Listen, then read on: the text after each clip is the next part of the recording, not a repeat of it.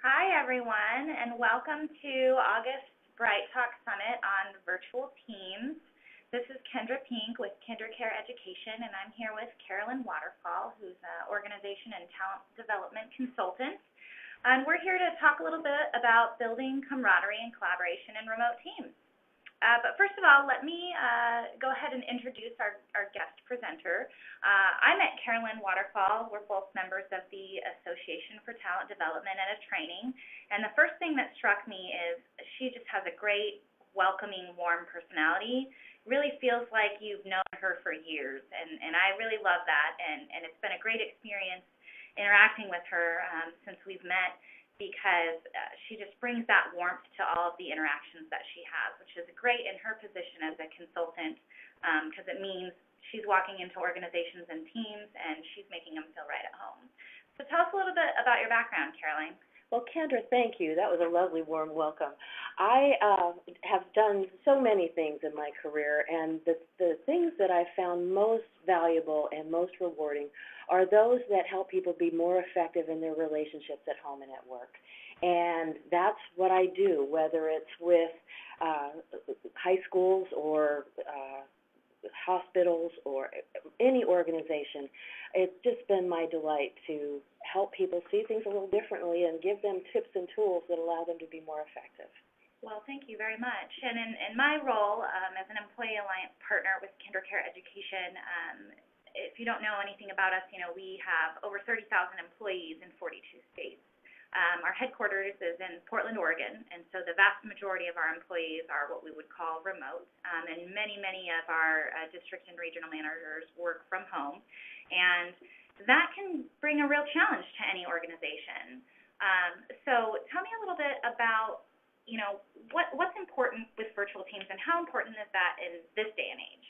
Well, as you can imagine, we spend so much of our time interfacing with our computers because we get to do so much more. Our world is so much bigger and at the same time so much smaller. But the skills required to manage that sort of dichotomy are very, very important to be effective. And the things that virtual teams need to do, that in-person teams also need to do, but it becomes much more intentional in a virtual team, is to communicate effectively. They need to develop accountability and trust very intentionally, manage conflict and overcome challenges, and obviously get deliverables out the door.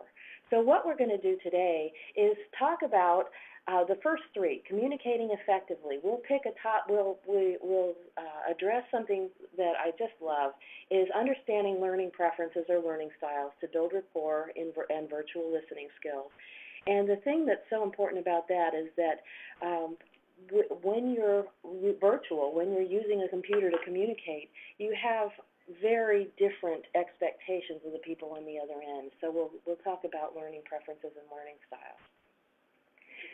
We will also talk about an area that's critical, is managing conflict and overcoming challenges. And there are lots of variables in that category.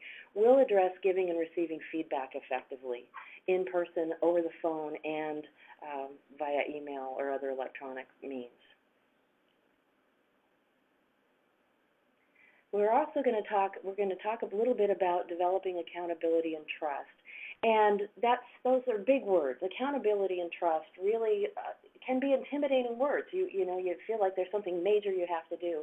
And what my goal here is to demonstrate how simple this process can be, and that you can do it without a lot of planning, and at the same time be very intentional and strategic about giving recognition, appreciation, and random acts of kindness to those you work with.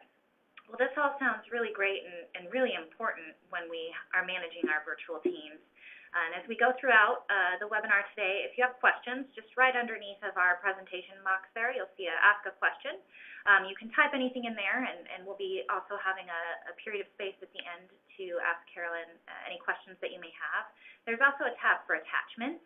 We've attached a couple of great resources for you that we'll introduce a little bit later on. And if you have any technical issues or any problems with that, there's also a button right there that says click for help. You're welcome to do that, and Bright Talk will be able to jump on and help you out with any of that.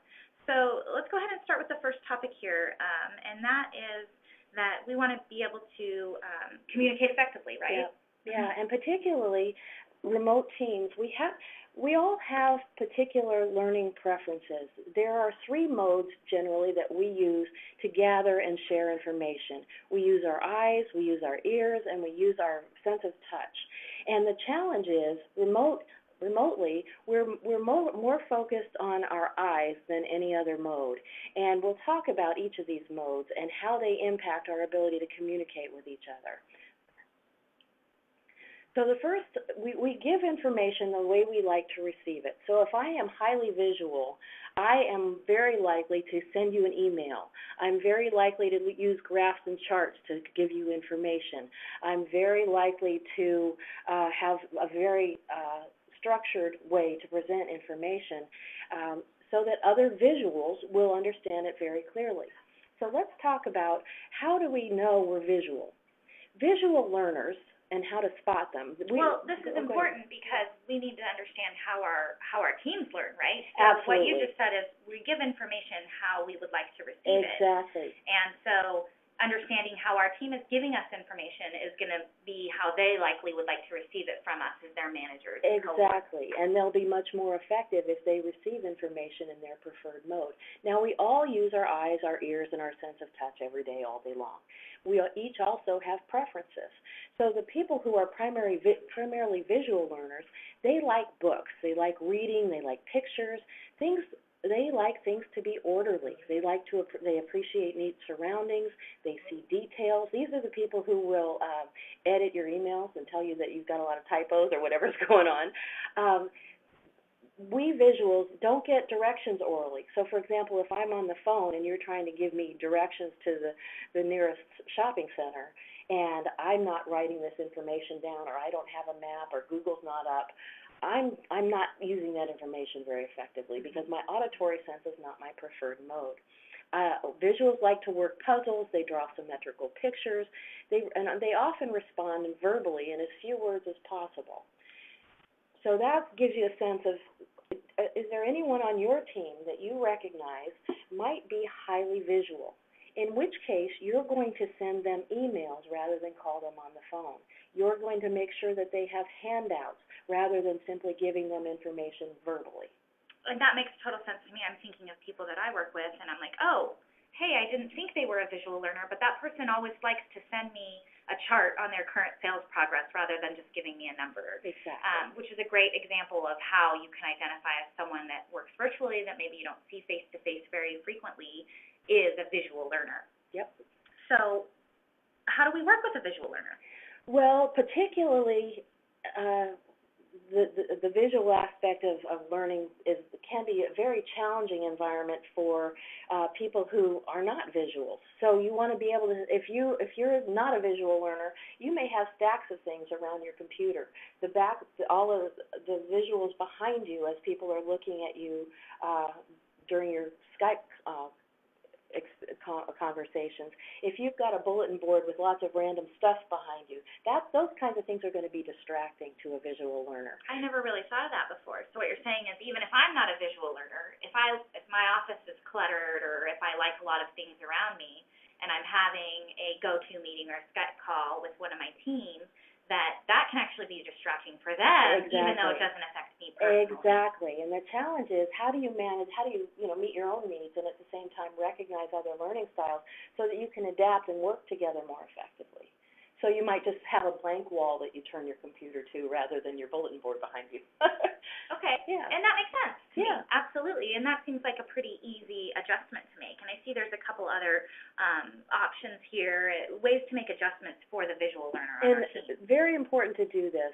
If you're working on the phone or even via Skype where you can see and hear, invite them when you're sharing new information to use a bright highlighter and make sure that you've sent them documents in advance, so that they have something to review. If there are people who like to print things out and use a highlighter to follow, or that you've sent them your documents electronically and they can have those on the side of the screen or on another screen, anytime you can create in-time visual experiences, you'll be doing both of you a real favor. I never really thought about that before. I'm totally guilty of this, and that is I have a meeting with someone, and I will send them an email with the attachment, or I'll attach it to the meeting invite right 5 minutes before we're scheduled to speak.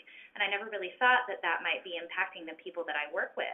Brilliant insight. It's so important. And again, this is one of the challenges of remote teams, is doing things in advance so that they know what's coming up. You know, you can hand out things in an in-person meeting, and then they can work with it. But if you don't do that, you can't do that online the way you can in person. So really beautiful insight. So I may have, a weekly meeting of 8 or 10 people, and to help everyone on the team, but especially the visual learners, having a deadline for, hey, if you have anything, an attachment or supporting documentation for this meeting that we're going to have, please have it by the day before at 2 p.m., as an example, can really help support those different styles of learning, but especially the visual learners. Yes.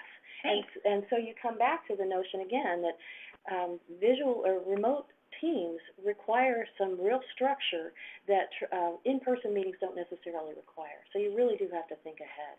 And that's one of the challenges of being part of a virtual team. But there are other types of learners, too. So tell us a little bit about the next type, and that's people that learn better by hearing things. Yes, and particularly in remote environments where these folks work, you all work in a fairly isolated way a lot of the time. And auditories in particular seem to be affected by this because they enjoy talking, and they process information by talking. They like to explain things in detail, verbally. They love to hear people laugh, so they'll tell jokes. They really thrive on that camaraderie, that feeling of connection. They sound out words well. Auditories are very good storytellers. They're great at giving relevant examples for what they're talking about. The challenge, though, is they may need to tell the whole story from the beginning if they're interrupted, because they think in chunks, in sort of a full story. And if they are interrupted, it's a real challenge to pick up in the middle. So, and again, as you noticed, for example, the challenge here is visual learners, they speak in as few words as possible. They like things to be short and sweet. And visual learners can be a real challenge to auditory folks because visual learners come across as being impatient. They want that story to be shorter. Yeah, I can think of a perfect example for this where, I asked someone how a meeting with a client went, and they had to start from the very beginning of their day. Oh, I woke up late, and then I had traffic was bad, and then I got there, and they weren't even showing up yet. Exactly. And all I really wanted to know was the meeting good or not? Yeah. Did we get what we wanted out of it? And exactly. so that was, I guess, a little frustrating for me because what took 10 minutes, I really wanted to take 2 sentences worth. So I would say that person was probably an auditory learner. Yep. And I love that you said, a good storyteller, they tell jokes, because I think we all know those people that we talk to that sort of have that gift. Yeah. And the other thing that auditories, let's go back just one real quick. Something else that's important about auditories is that they're the kind of people who can listen to directions and repeat them back. They don't have to write them down. They don't have to see a map. And these are the kind of people that you do not want to have an argument. You don't want to fight about what you said last week, because the auditory is going to remember verbatim what you said, and you're going to remember what you meant. Yeah. And so then you're going to add another layer of conflict because you're arguing over what you said versus what you meant. So when you're working with auditories, they really do remember what you said.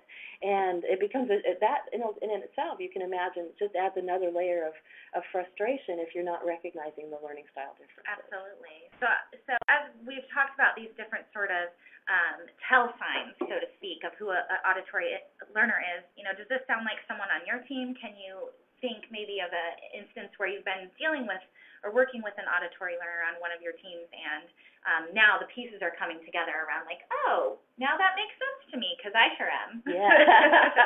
Well, and the funny thing is a visual will send an auditory an email, and the auditory will pick up the phone and call the visual. And as you described, the visual doesn't want a telephone call. The visual wants an email back. Right. And so already we've disrupted each other's mode of gathering information and elevated the frustration level. So, this is certainly not absolute by any means, but it gives you some hints about, if I send an email to to an auditory, I'm likely to get a phone call back, and I'm gonna be able to manage that now because it's not, it's not as surprising and offensive as it might have been. Absolutely. So how can we make some adjustments in our working environments for those that we manage, but also for our teams and helping them manage their own relationships with each other? Great question.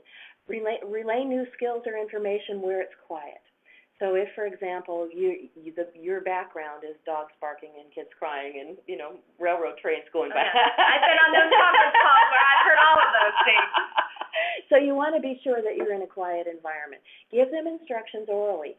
If you hand them a handout or send them an email, you want to follow up with a voicemail or a call and say, I just sent you an email that I'd really like you to look at. Because for auditories, and again, it's not absolute, but if it's important, you'll call. An auditory is thinking, if it's that big a deal, she'll call me because that's how you share important information. And I'm an emailer. I mean, I will email, and I email at all hours of the day too. And I don't necessarily always expect an email back, but I definitely expect them to at least read it. Yeah. And maybe if they're auditory, they think, hey, this woman, she sends emails all the time. It's not that important.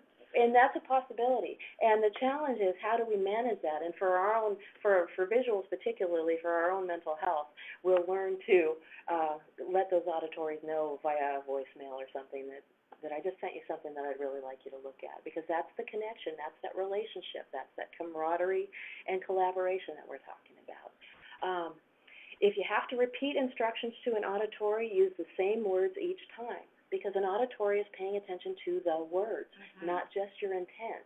And if you explain something using particular words and they didn't quite get it, and you say something differently the second time, they'll say, you just told me two things. Which one do you want me to do, the first one or the second one?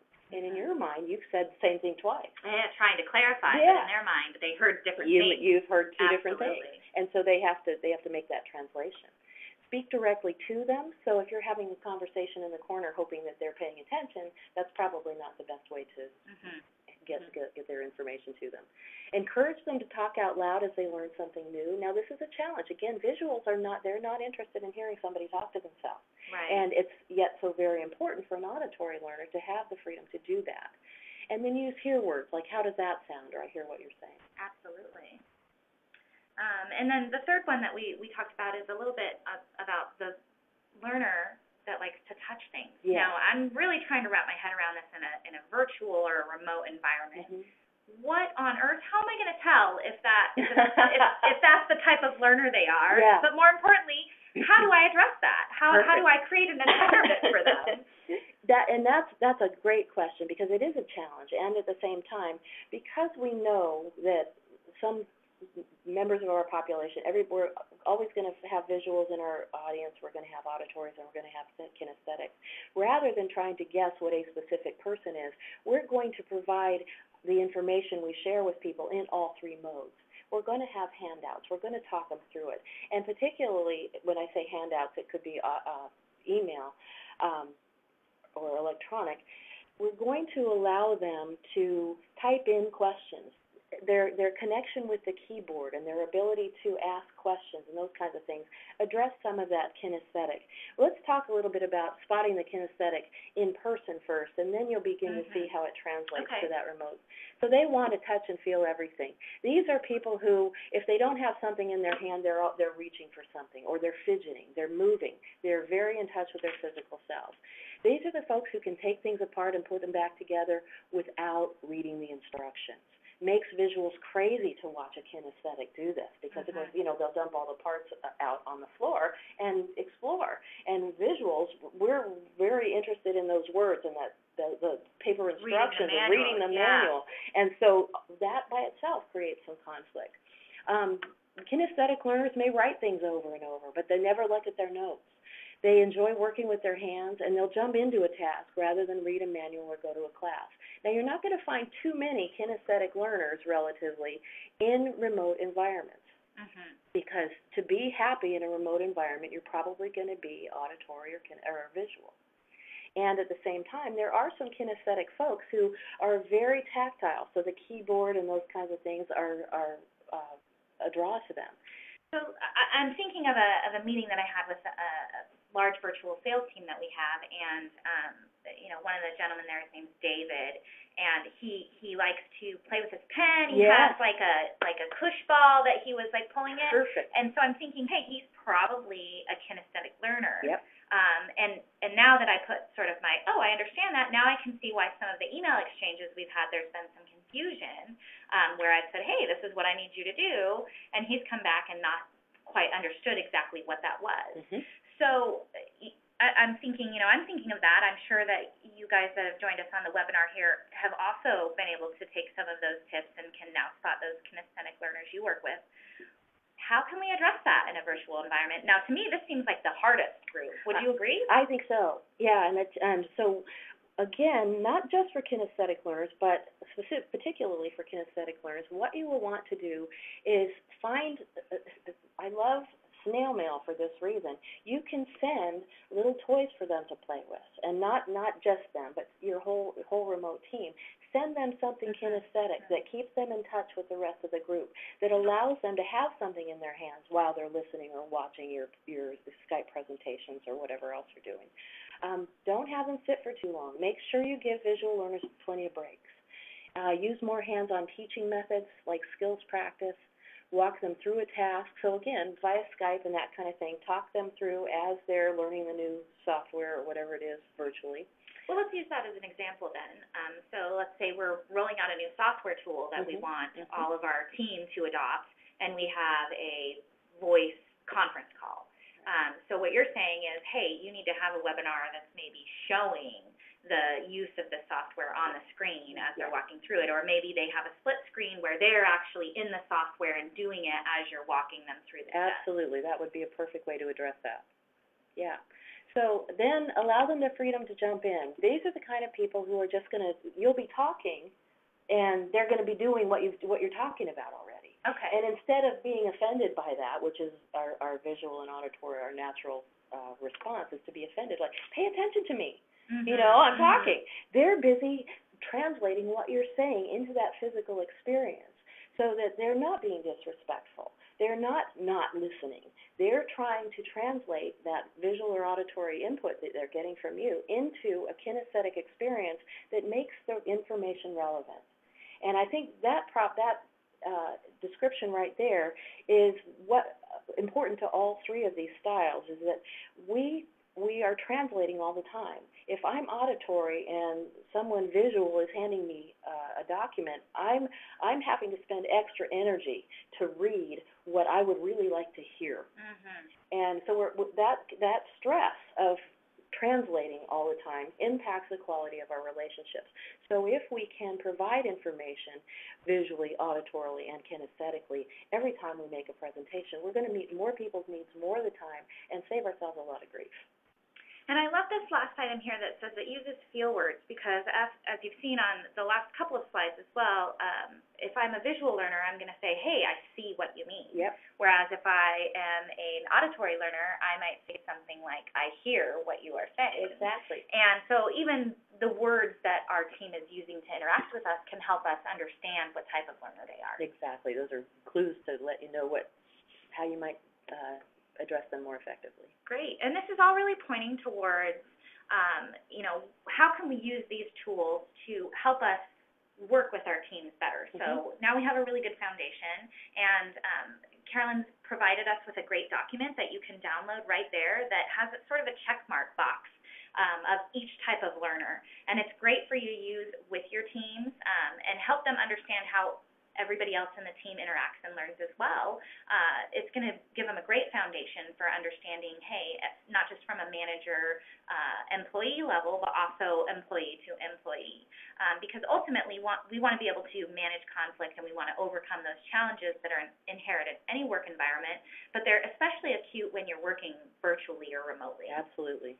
Yeah, anything you can do to minimize those conflicts by understanding the diversity in the environment makes a big difference.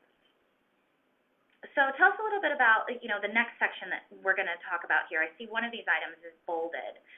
So managing conflict and overcoming challenges. Are we going to focus on giving and receiving feedback? Exactly. And one of the things that is so important about giving and receiving feedback is to have the courage to give it. First, there are some specific skills and techniques to present feedback effectively so that other people are very likely to hear you. And in addition to having those skills, having the courage to address something is we tend not to go there. We're afraid of we're concerned about other people's strong emotions, and we have these biases that, we shouldn't have strong emotions in the workplace. Well, of course we do have strong emotions in the workplace. And so I think that's why a lot of us resort to email, because it's hands off and it doesn't feel personal. But again, that also presents a challenge, because if I'm talking with someone or I'm sending an email to someone that maybe is an auditory learner, they may interpret that a little bit differently than if I was on the phone with them. Exactly. So that's your number one tip right here, is don't try to manage or address conflict through an email channel. Absolutely not. Even if the other person is a visual. Do not address conflict or difficulties via email, because people, whether you like it or not, people read emails for the worst. They read them as though they're in all caps, even when they're not. You can't read intention, and all the emojis in the world are not going to help you solve that problem. So sending an email to you that says something like, Carolyn, I'd really like to talk to you about XYZ, you might read it like, Carolyn, I really have to talk to you now, and I'm mad. Exactly right. Exactly right. So if you have a concern, if you're doing anything other than sharing information or basic pleasantries, call them on the phone. And if you have to share something they need to see visually, send it to them as well, so that they can see what you're talking about. That's great. So let's talk a little bit then about what you have here, and that says we're going to do a little activity.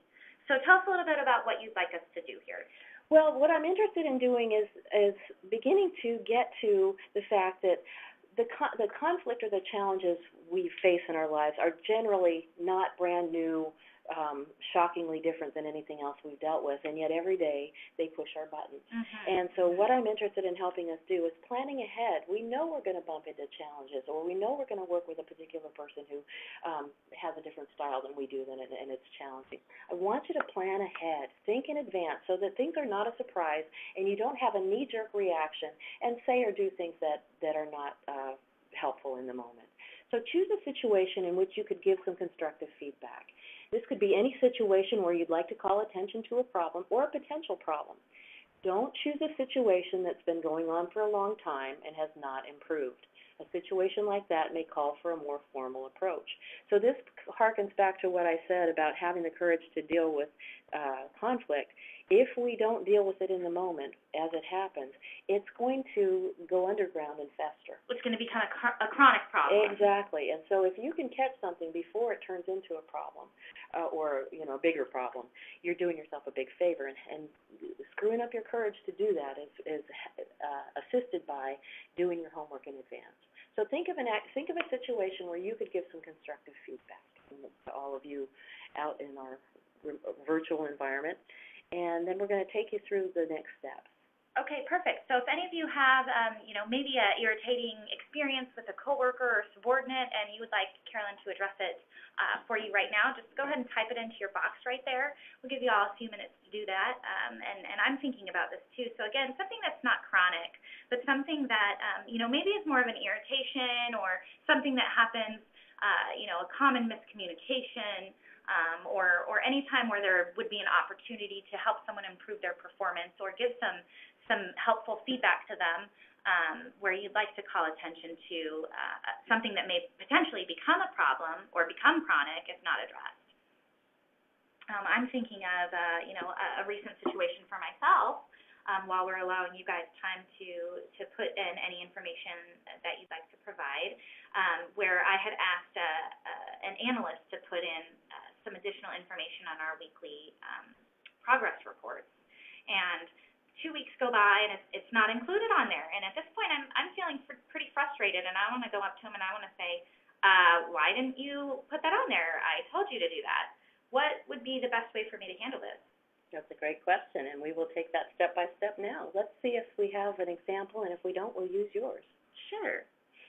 I'm not seeing anything in here, so we'll go ahead and use that one, and if anybody does have anything they want to input in there, we can definitely come back to it. Does that sound good? That's great. Okay, so the notion here is that you get what you project, and if you come in, sort of guns blazing, you're likely to create a defensive environment. And even if your words don't make that statement, your body language and your presence will, and that translates even through email and even through Skype. So you want to be sure that people are that you're operating from a place of strength.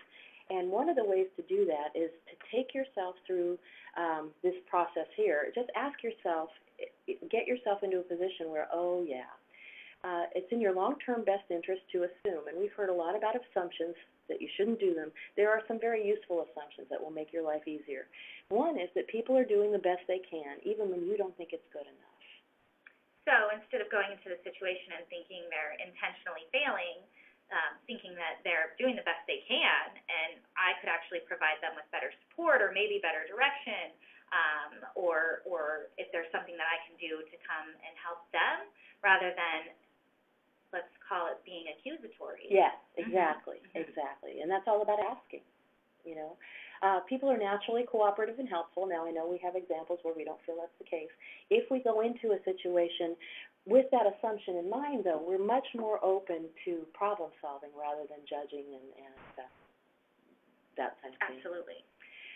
The idea that people are rarely out to get you. They may be careless. They may not have followed through on all of the details that you were really interested in, but they're probably not intentionally trying to make your life hard. Okay. So me coming in and saying, oh, I'm getting for this promotion and I really need these reports to show my boss that I'm doing a good job, and they know that I want this job, and they're intentionally out to get me, it's probably not the most helpful, and what you're saying is it's rarely true. Yeah. Exactly, and yet we believe the things we tell ourselves, and so we want to be telling ourselves constructive stuff. The last one is a fascinating one. People have all the resources they need to solve their own problems. The challenge is to help them access and organize these resources.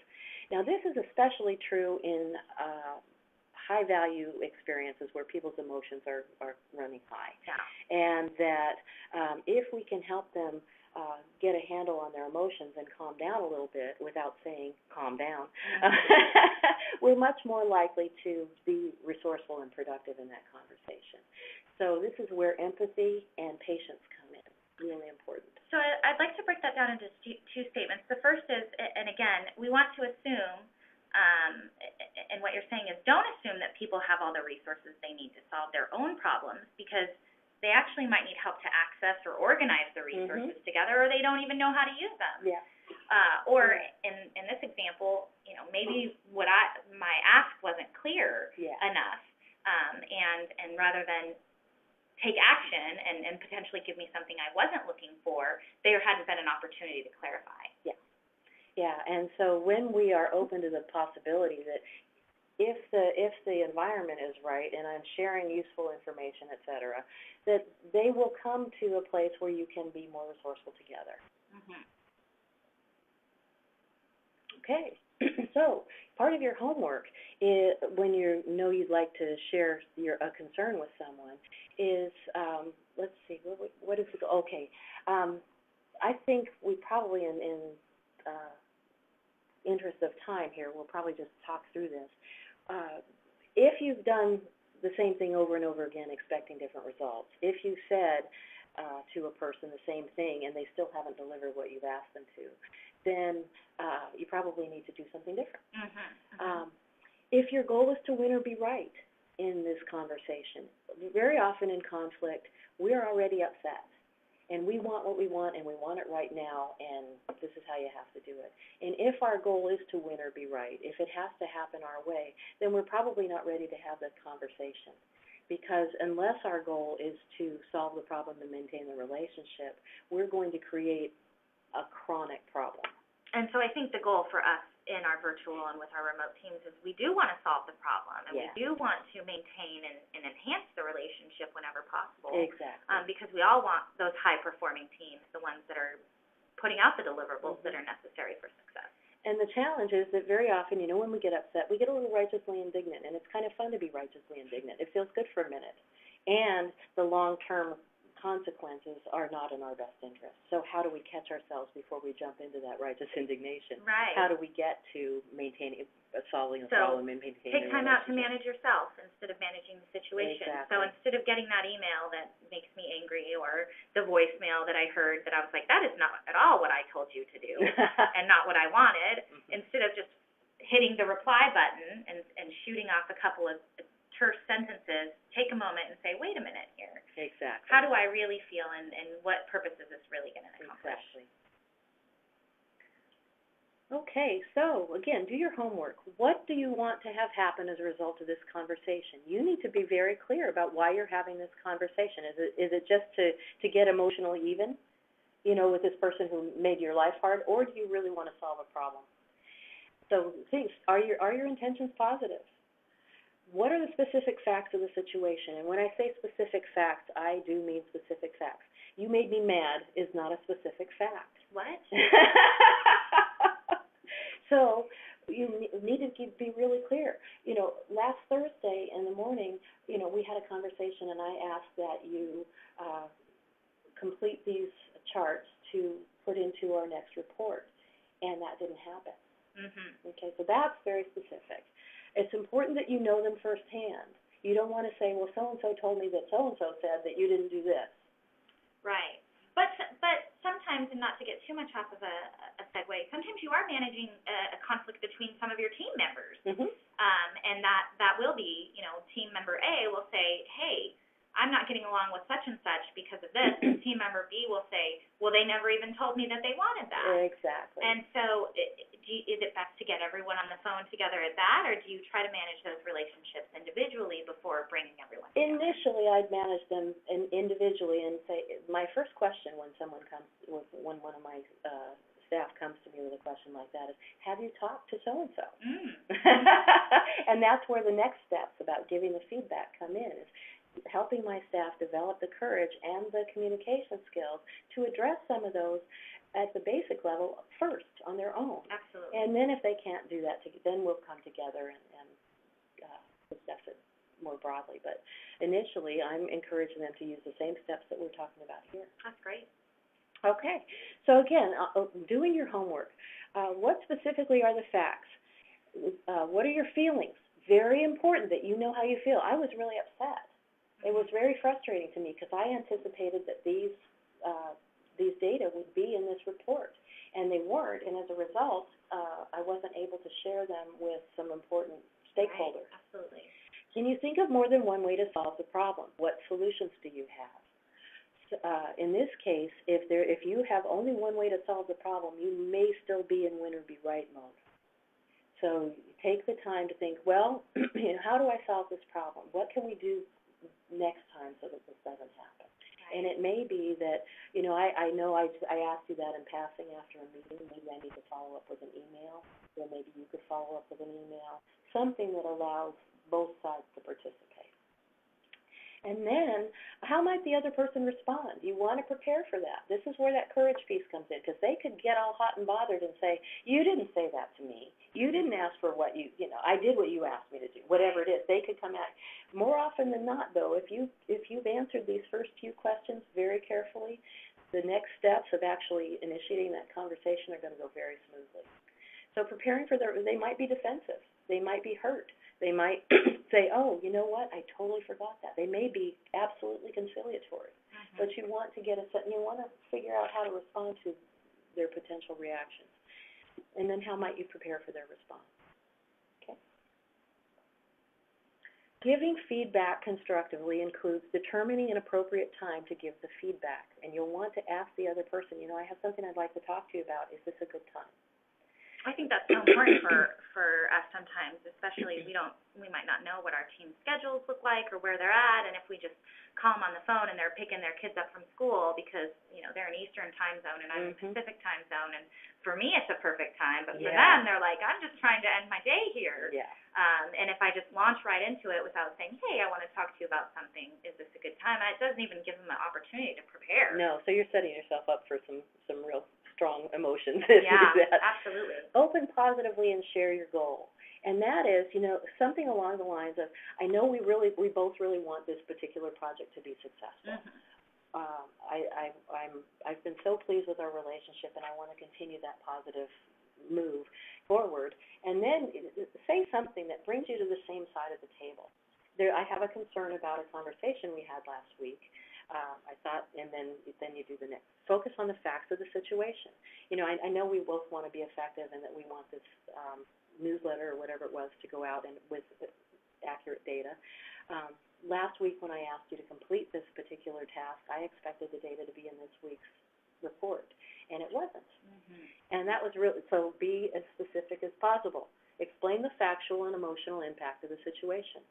The challenge was that because it wasn't in there, the data wasn't in the report, I was embarrassed because I had shared with John and Sarah that information would be in the report, and so I was really embarrassed and stressed, actually, because that information was critical to the conversation we were having. And even as you're saying this right now, I feel kind of bad. I feel like, oh, well, I didn't want you to feel that way. Yeah. That wasn't my intention, and it makes me want to, I don't feel like you're attacking me at all, and I think that's the point, because right? I'm taking ownership for my stuff. And your own feelings. I'm not saying you didn't do what you were supposed to do. I'm saying that I asked for this and it didn't happen. And that gives me the opportunity to come back and say, well, you didn't actually give me a deadline. There I didn't understand that it needed to be in the next week's reports, and I'd already prepared them for that day, or whatever the case may be. And this is exactly where you put that space for the other person to respond. So go ahead. So you're going to share the factual and emotional results of that particular situation, and then I'm going to check in, and I'm going to say, so Kendra, how does that feel for you? Do you remember our conversation? And now you have the opportunity to do just what you did. I didn't realize there was a deadline. I really, in whatever was going on for you. And I think in my experience, and you folks out there, you tell me if this happens at all with your virtual and remote teams, is more often than not, it seems just the miscommunication, which again just goes right back to that. How are the people that we work with, how do they learn and how do they communicate? Because if I'm working with someone that really needs specific guidelines and details and they want it written out in an email, and I just told them in passing, hey, wouldn't it be great if we had this? I can't expect them to follow up on that, because that doesn't seem like a very clear direction on what they should be doing or not. Right. And so checking in with them and asking for their perceptions in this process, again, is allowing us to keep the situation from escalating in the first place, which is what we want. Right. Right. So it may be that this is not a great time to have this conversation. They may say, I'd love to talk to you about this. I get that you're stressed. I've got a meeting to go to, or I've got other things that I need to address. You may decide for whatever reason that this is not the greatest time. Or it may have pushed a button, and they may be really upset, and you may recognize that, wow, it wasn't my intention to upset you, and this is an important conversation. Can I come back and talk? Can we get together at 3? Or can we get back together tomorrow morning and see what we can do to problem solve this? Great. And so important to make a specific time rather than let's just talk about this later. Oh, yeah, no. Because later might be in an hour or next week or in a month, and a month later, who knows what's happened with that situation. Yeah. And again, that courage piece, you don't want it to fall off the map. You want to be, again, back to accountability and trust. If you say you're going to do something, you need to do it. And that builds that accountability and trust. So even if it's coming back to what will be a challenging conversation, you're demonstrating that accountability and trust. Absolutely. Then you have the opportunity, most of the time, you're going to get to finish this conversation now. So propose a solution. What I'm thinking would be helpful in this particular case is that I realize now that sharing that with you verbally in the hall was probably not most effective. What I'm going to do next time is follow up with an email. Would that work for you? That sounds great. Great. And would be really helpful. And then would be really. So focus on problem solving, not on attacking each other and who didn't do what. And then close positively. So, Kendra, I really appreciate your time. Thank you so much for talking through this with me. I think that from now on, it sounds like we'll be clearer about what we expect from each other, and things will go smoother. And we would hope all our interactions with our coworkers were as easy, right? Exactly. And the planning ahead and these steps will take you well in that direction. And so here's a great quote that we have that says, when feedback, when given well, should not alienate the receiver of the feedback, but should motivate them to perform better. So this is a great example in my exchange with Carolyn that I didn't feel alienated at all. I felt like we were on the same team. And I think ultimately that's our biggest goal with our teams is we are on the same team. We do have the same goal, and we want to motivate our subordinates and others in our organization to perform their best and better. And so ensuring that we are approaching feedback with a concerted effort rather than flippantly or in the moment will make sure that we're really it's a constructive session. Yeah. Sarcasm is not feedback. We hope people will take hints. And we hope that being sarcastic or dropping little hints is all, and they just don't. Yeah, they absolutely. Just don't. And so we talked a little bit about understanding how our team learns and communicates, and how we can utilize those different types of learners to provide better feedback and help motivate them to do better in the future when those situations arise. And that really points to helping our team with each other and overall develop accountability and trust. And of course, those are a couple of different areas here that are important. Tell us a little bit about these three, and then what our focus is going to be on. Well, as you can imagine, commitment and transparency, being committed to sharing as much useful information as possible is critical. Developing collegial relationships, and in this case, we're going to talk specifically about giving appreciation and recognition, because very often, in an office environment or in an in-person environment, you pass people in the hall and smile and give recognition, just that it was great to see you in the meeting, or I appreciate what you said. That happens on a daily basis. Virtually, it has to be much more intentional, and it has to happen for this trust and accountability to grow. People in the office, you have what you call water cooler talk. Yeah. So you develop those relationships just by proximity. Exactly. Whereas in a virtual environment, a lot of the times when people will hear from someone is when they need something from them or when they've done something wrong. Yeah. And so that's a myth for us. It sure is.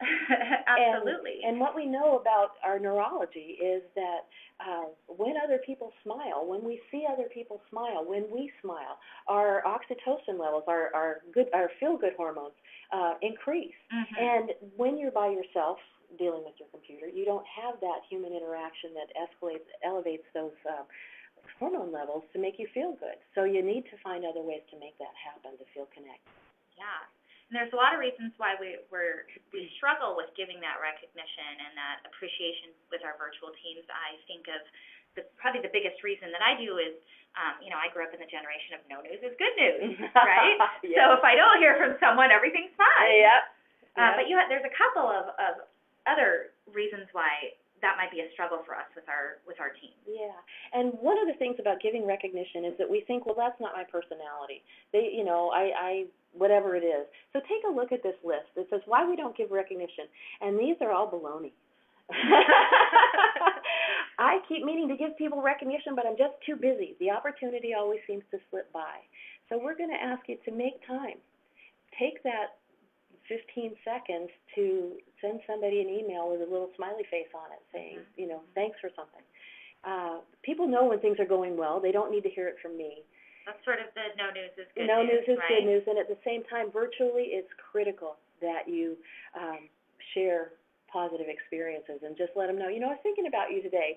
That idea you had last week in the meeting really made it easier for me to do such and such. So, again, these are all fallacies. I save my recognition for really big accomplishments. That way it means more. Well, actually, what would that tell you if somebody waits and waits to, it's like, I've been working hard for the last year. And I have to do something really big with fireworks in order to be recognized. People want to feel valued on a daily basis. Not just want, we need to feel valued on a daily basis. And if I can contribute to your feeling valued, you're going to be a much more effective employee for me. Absolutely. So I'm going to do that as often as reasonable. Now, it's all going to be sincere. It's all going to be very specific. And let's take it to the next step. Add your own there. Like, what is keeping you folks there on the phone from giving feedback and recognition in your team? So what can we do to do this? Great. Very important. Think, again, do your homework. Think in advance. Identify an opportunity for giving recognition. You know you're going to a meeting next week, and Kendra is making her first presentation at a large staff meeting. There's an opportunity. You know you're having a phone call with someone you haven't talked to in a long time, and yet some of their reports have been very useful to you recently. think ahead. Who are you going to be interacting with, and how does that behavior, you want to reinforce behavior that supports the mission of your organization. So think about it. What are they doing that I can notice that they're doing that has an impact on the mission of the organization? So describe the behavior as immediately and as specifically as possible. Again, that specific is critical. You did a really good job. Well, hearing that I did a really good job doesn't tell me what specifically to do again to make a difference. Yeah, it's so generic. Yeah. I do a million things a day. Exactly. What specifically did I do a good job in? So I really appreciate the level of detail in your report, particularly with last month's sales goals, because it allowed me to have some really useful conversations with the sales reps. And then, so I've described it specifically. Now, how the behavior makes a difference. The fact that you were able to do that gave me the ability to give useful information to my sales reps in a timely manner. And not only does that make them feel more motivated and effective, it addresses it meets our bottom line. It increases our bottom line. Absolutely. So I'm going to tell you how that behavior that you exhibited impacted me and our organization. There are also lots of other fun ways to connect and grow. Always start your virtual meetings with a check-in. Ask them to share something they're happy about or proud of that happened last week, or something that they're looking forward to.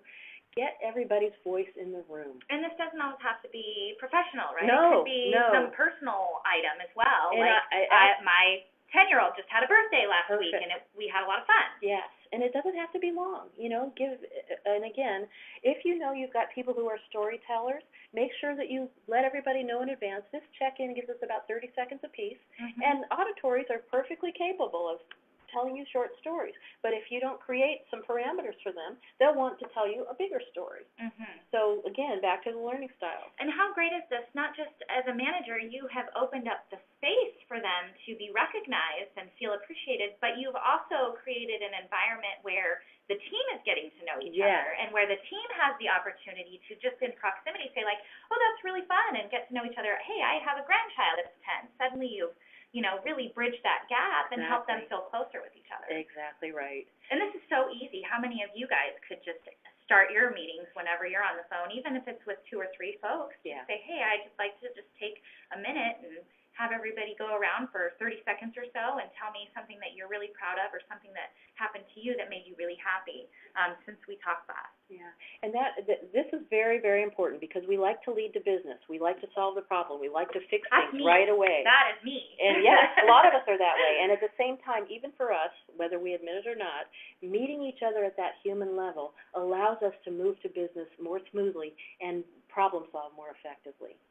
Another thing you can do is ask the group to share something they're grateful for. This doesn't have to get too deep. They can be grateful for their hairdryer or their first morning coffee, anything that makes them happy.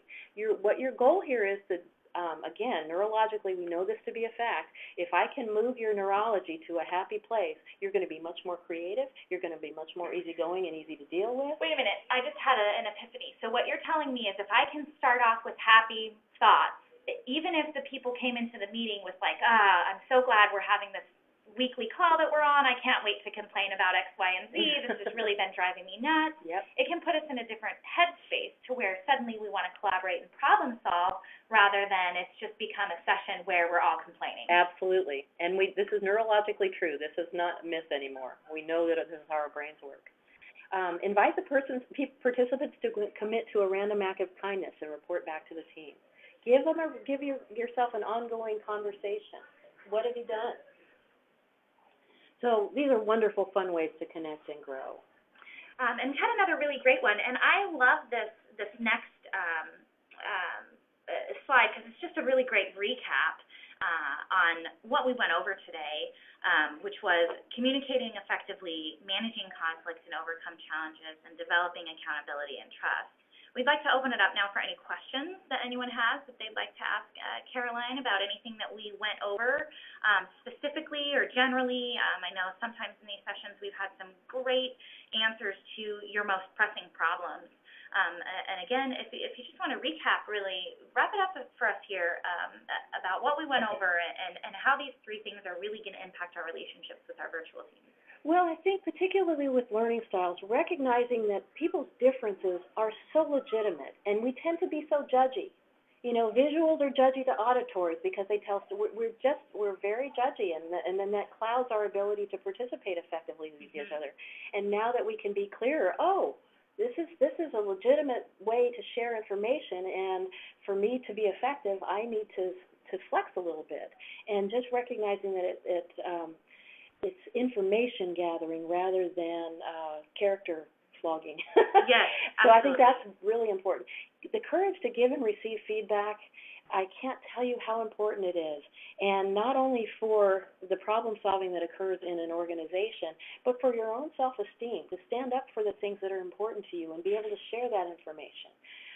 And then, again, treating yourself, when we get to accountability and trust and showing recognition, treat yourself as well as we're asking you to treat everybody else. Be as open to your learning style differences and your preferences. Be open to other people's feedback as well as your own. Treat yourself as with the appreciation that other people need to be effective. I think that really is what ties it all together. This is great, and I think just some of these, it feels really basic on a level. It's like, well, of course, right? We all want to feel respected. We all want to communicate well. We all want to feel appreciated. But we can really forget that, and you said a comment earlier where we really get stuck in the business aspect of things sometimes, and especially for those of us that have, really big responsibilities in managing those virtual teams. And what you said is if we take a step back and focus on that individual and those communication challenges and learning preferences, it will help us take care of the big stuff. Absolutely. Again, Carolyn Waterfall with us here today. We encourage you to connect with her on LinkedIn. There's her personal contact information right there. We got a great quote from the Multnomah County Aging and Disability Services that she worked with, where she really practiced the art of team development, and their team was really able to flourish and excel under her leadership. She's given us some great insights today. We'll stay on for just another minute or two in case you do have any other questions. But this presentation slides are available for download right there on the Attachments tab underneath your viewing screen, as well as that visual, auditory, kinesthetic learning preferences scorecard. If you haven't had a chance to download that and check it out, I really encourage you to do so and use it with your own teams. It's really, really helpful.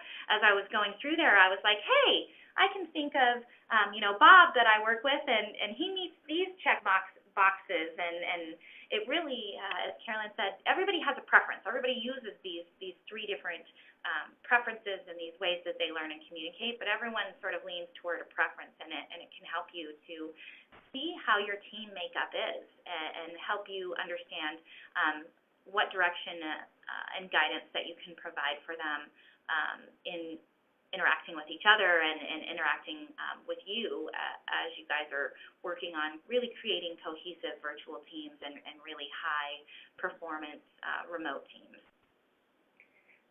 Well, Kendra, it has been my pleasure. Thank you very much, and I hope please do contact me if you have any questions or ideas. I'd love to hear from you. Great. Thanks, Carolyn. Have a great afternoon, everyone.